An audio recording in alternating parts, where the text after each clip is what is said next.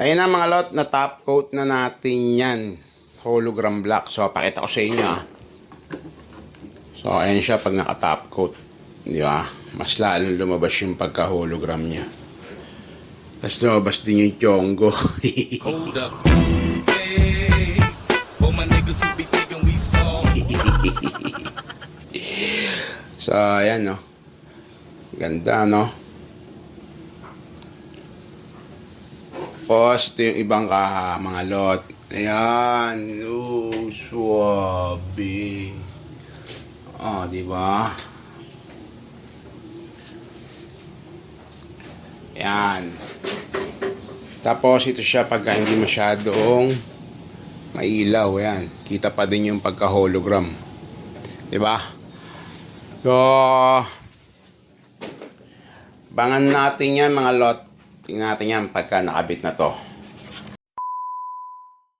So yun na mga lot, tapos natin yung Aerox na hologram, no? So bago ko pakita sa inyo, tulad ng sabi ko sa inyo, di ba ni-rolling yan dito ng may-ari mula San Juan, La Union, papunta dito sa Caloocan. Ngayon nandito na siya. Bago ko pakita yung unit sa inyo, interviewin mo natin yung may-ari. Yun, boss.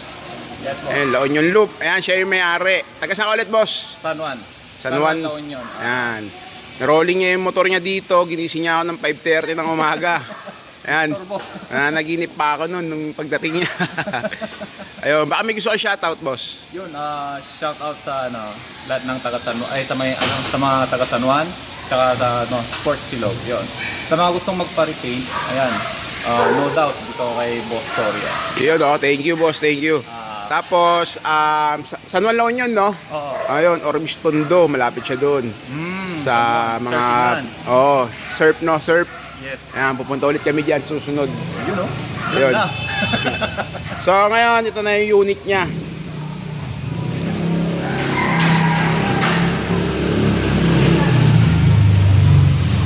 Ayan.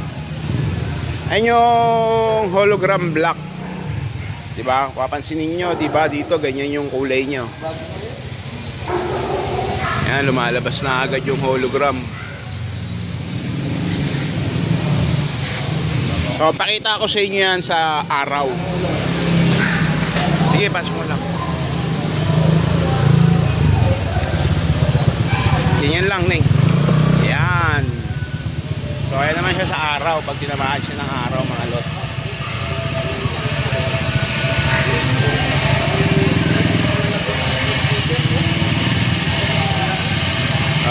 Ayan na, mga lot. Yung finished product ng hologram black natin. Suwabe ng kulay, di ba?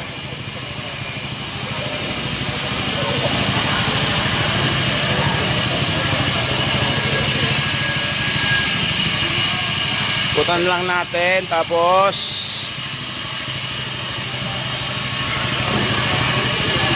konting montage tayo dyan.